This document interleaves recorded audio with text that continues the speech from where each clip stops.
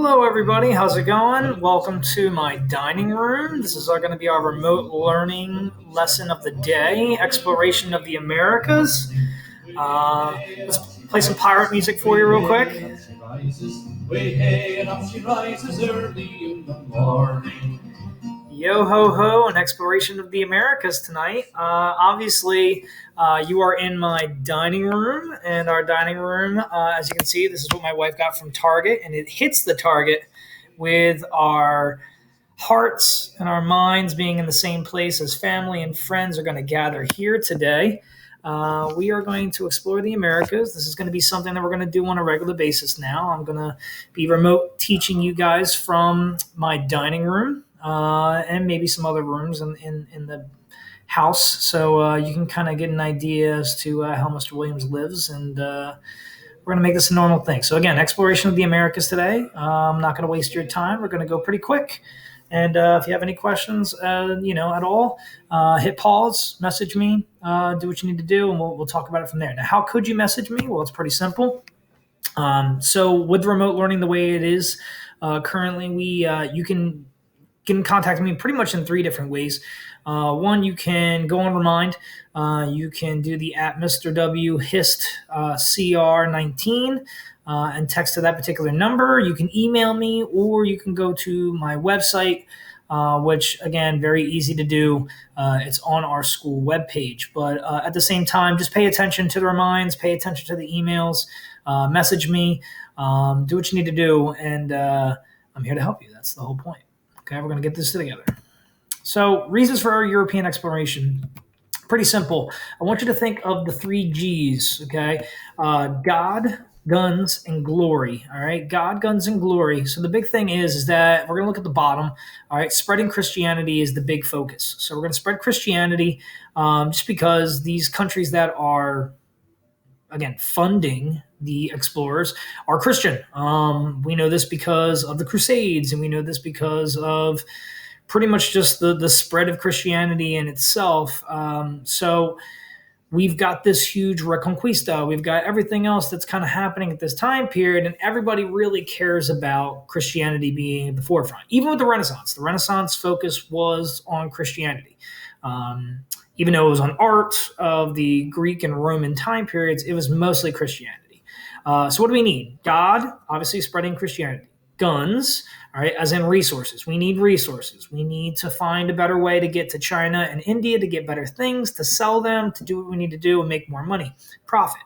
And then glory. All right. So the idea was trying to find gold. We're trying to find more land. We're trying to find a faster route. And you want to have your name kind of, solidified as that person who's done that. All right. So like we're talking about guys like Magellan, Vasco da Gama, Cortez, and then, of course, Christopher Columbus. And Christopher Columbus is, known as being the European explorer who finds the Americas. Now, we know that's not completely true, but at the same time, he's known for it. He has the stories, he's got the songs, and we'll get into it in a second. So the Vikings really are the first European group, European as in Scandinavian group, to come and make it to America, to North America. Christopher Columbus only really goes to the Caribbean, which is not really North America. It's more central to South America. But sailors and warriors from Scandinavia, we know who they are. We know the word Viking in Norse means pirate raid, or just to come in as a pirate, steal things, hence the, yo-ho, yo-ho song that we just did earlier.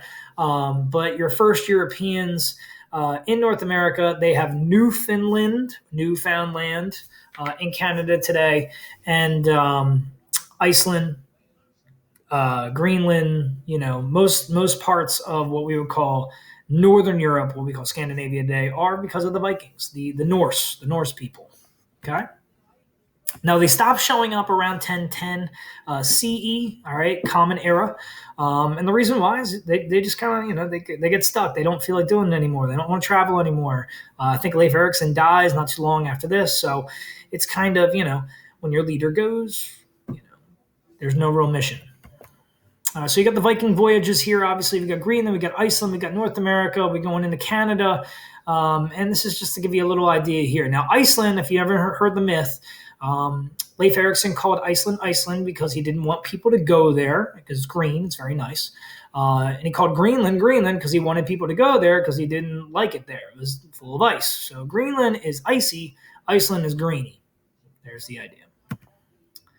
All right, so Christopher Columbus, 1492, Columbus sails the ocean blue. His boat was strong, his crew was brave, his dared the wind, and he dared the wave. That's the old song that I was told when I was a kid, and that's kind of, what we're sticking with here a little bit. All right, so he's obviously an Italian explorer, sailor. He and his brother both are very much interested in exploration. They're trying to find a way to get over to the Caribbean, find a quicker route to India. Hence why they call it the West Indies when they come over to the Caribbean, San Salvador. Will be called Cuba, Hispaniola today, or vice versa. And he's an Italian. He sails for Spain because that's where the money is at the time with the Reconquista of Queen Isabella and King Ferdinand. And he tries to reach Asia just like everybody else. They figured, let's go west. Everybody else was going east around the south tip of South Africa, and they're trying to make their way over to India and to China. They make about total of 4 voyages. Christopher Columbus only sails with the first, voyage with 3 ships. All right, we know them to be the Nina, the Pinta, and the Santa Maria. And then obviously on the next voyage, he comes back with about 20, and then with guns and with cannons and everything else. It's definitely more of a, all right, we know what we have. Let's exploit the people. Let's put them into slavery. Christopher Columbus is one of those muddied, bad kind of figures today. We kind of look at him as a bad guy. But I think in his time period, he was just an opportunistic kind of person, an entrepreneur. There was no, labor laws that he was breaking at that time because there were no labor laws. So he's not obviously the only one. John Cabot. John Cabot is an Italian who actually sails for England instead. And he kind of he's looking for a route again to Asia like most guys are. And he explores the coast of Newfoundland, again, after Leif Erikson and the Vikings, about 400 years after them, almost 500. And he claims the land for England. Today, if you go to Canada, most areas are going to speak English, and some areas are going to speak French. Now, we're going to talk about that in a little bit today, about why only the Quebec or Montreal area speaks French while everybody else speaks English. So we'll talk about that today. Again, he made about 3 voyages across the Atlantic, and that's, again, John Cabot here. Okay, so that's John Cabot. All right. Amerigo Vespucci. All right. America. Obviously, the Italian navigator on Spanish ships. So he's an Italian navigator again, another Italian who sails for Spain, and he writes popular books about travels. And the only reason why we call America today is because he kind of put his name on the map, that we didn't have a name for this area, this North America, South America area. So he just called it America. And everybody was like, wow, that kind of fits. I kind of like it. Let's go with the North and let's go with the South America. And it was named after him. Vasco da Gama. All right. Sorry, not Vasco da Gama. Vasco Núñez del Balboa. He is a Spanish explorer. So he is Spanish, as in from Spain. He crosses the isthmus. Okay, if you don't know what an isthmus is, it is a small piece of land water area there that connects 2 bigger pieces of water. So the Panama Canal today, being a small strip of water, it's kind of broken up. All right, it's not exactly together, and it's connecting 2 bigger pieces of water. So you have the Caribbean Sea going into the Atlantic Ocean, and you have the Pacific Ocean, and there's this small little piece of land/water there we call an isthmus. And he crosses this. It's very zigzaggy. It's all over the place. Today, it's very easy. It's just the Panama Canal. All right, we go through it with cruise ships today and bargo ships. So it's kind of easy there. First European to reach the Pacific Ocean, though, through the New World. So he didn't travel along the southern coast of South Africa. He decided to kind of go through that little isthmus area, that little zigzaggies. And it's tough. It's tough. It's got to be done on small boats and stuff like that at that time. Today, we can, again, cruise ships, barges, big boats. Jacques Cartier, bless you, my wife. My wife is sneezing in the background, and I love her, and I want to bless her. Jacques Cartier, not Jacques Cartier, some of my kids may say, but Jacques Cartier. He's a French explorer. He's the first French explorer we will talk about. And this is where we kind of have this divide now in Canada. So we've got the French explorer. He sailed up the St. Lawrence River. I'm going to move myself a little bit over here to the side. There you go. Oh, I'm in a different. There we go. That works. And I'm traveling too. He sailed up the St. Lawrence River, which is along the Northwest Passage, going from pretty much the Hudson Bay into Canada, and he named and claimed Canada for France. Now, again, it was named and claimed for England, so you're going to get some problems. They're going to fight each other, especially going into the 1700s, which we would essentially call the 7 Years' War, or what we call the French and Indian War because we're on the British side. And he makes 3 voyages to explore Canada and really kind of conquer the area that we would call Montreal / Quebec. And Quebec, Canada today, they speak both French and English. So it's that the interesting how something that happened so long ago still affects today. Hold on. There we go. We're back. All right, so Juan Ponce de Leon, okay, if you don't know who Ponce de Leon is, Ponce de Leon is the Spanish, as in for Spain, explorer, and he is actually the governor of Puerto Rico, too, which is kind of funny because, there's going to be a couple Spanish governors to Puerto Rico. I'm going to move myself a little bit. I'm back over here now. And he is known for looking for the mythical, again, never really find it, so we don't find it to be factual. It's a myth.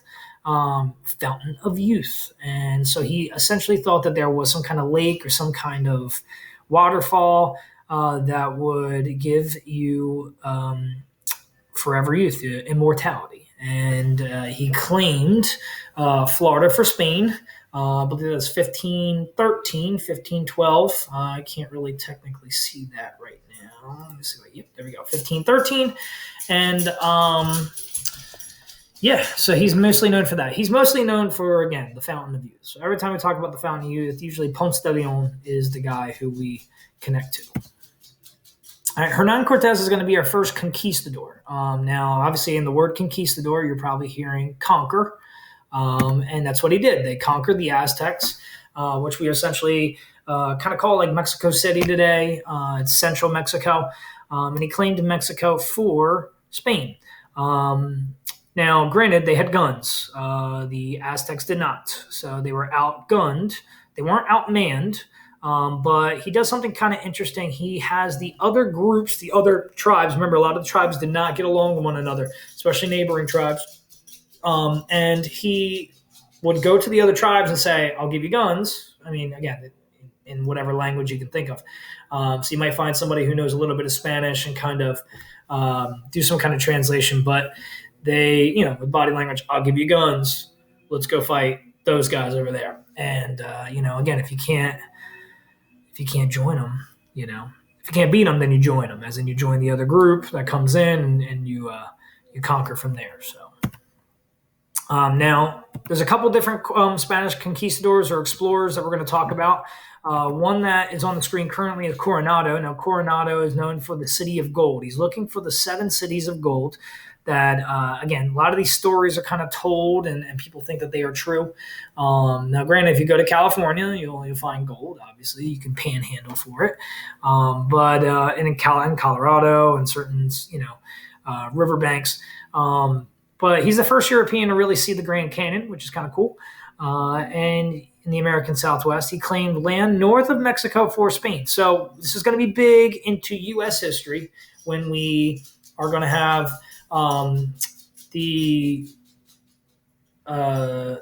Texas we're gonna have a, again, fighting for Texas land from the Mexicans. We're gonna have the Mexican American War, heading into the 1800s, and America is really going to fight for this land, or buy this land. So we might buy Florida from Spain later on, but as we get into west of the Mississippi River, we're going to claim land for us. And Mexico already claimed it. So we're going to fight, and we're going to have the Mexican American War, which is going to start with Texas and then lead its way over to Nevada, New Mexico, Arizona, Colorado, and finally California. All right, Henry Hudson. Obviously, sounds like an American name. An American name because the Hudson River and the Hudson Bay is technically where we have New York City today. So it's kind of interesting in that case. So in 1609, as you can see on the one map here, this is where New Jersey is, and you can kind of see that New York is going to be right here. So New York City is this one island, this Manhattan Island right there. And again, he's an Englishman who sails for the British. So he's a Brit sailing for the Brits. And he claims the Hudson River and modern New York for the Dutch. So it's kind of, interesting in that case. Okay. Now he claims the Hudson Bay area for England, which is kind of interesting. So the New York City region, what we would call modern New York City, all right, that's for the Dutch, but the Bay is for England. So obviously there's going to be tariffs and taxes that need to be paid, based on England and not for the Dutch. Robert de La Salle, right? De La Salle is a French explorer. He claims Louisiana for France, and this is going to be a big issue going into the French and Indian Wars, where we're going to be fighting for the Great Lakes. If you don't know how to remember the Great Lakes, think of the word Homes, okay, as in HOME. There we go. S. And so obviously Huron, Ontario, Michigan, Erie, and Superior. So Holmes is how you should remember the Great Lakes. Now, again, the Great Lakes all kind of funneled their way down into the Mississippi, which eventually leads to New Orleans. And so Louisiana is where New Orleans is, and that was claimed for the French. So the French had all of the Great Lakes going up into Canada, going all the way down the Mississippi River, heading into New Orleans and Louisiana. So this is De La Salle is the reason for that. Okay, now, as you can see on this map, you can kind of tell that you've got this maroon color here. You've got the yellow color here. That's going to be the French. That's going to be the British. We've got our 13 colonies, New Jersey being one of them, Florida being in Spanish control, and then that's pretty much all of Mexico going down into central and then all the way along the coast of the Andes Mountains, and heading into like what we would call Argentina, Chile, South America. Now, granted, all of that being Spanish, there's only one area here that's going to be Portuguese. Okay, remember Spain and Portugal are on the same kind of area, the Iberian Peninsula, and they're going to fight for these areas. So you've got the British fighting for areas in Central America and some in the Caribbean, but mostly Spain conquers everything inside of this. So almost all of this is purple. Spain is really in control. Okay. Now, that's it for this one. So what's going to happen is this. I'm going to give you a couple more videos coming up. We will mostly be looking at specific explorers, and we're going to answer questions as they pop up, obviously. If you have any questions about these, obviously let me know. But for the most part, we're going to head right into every single one of these lessons, and I'm going to try to be a lot quicker than I was today. Obviously, today was our first legit one, and there's my dog going off, so that's a good little sound off for us to finish today. Remember, if you ever want to get a hold of me for any reason, look at the remind, look at the email, look at my website. I pay attention to the daily reminds and emails, and that's it. So this is Mr. Williams signing off. And again, have a great day, and let me know if you need any help. Okay, guys? All right. And that's it.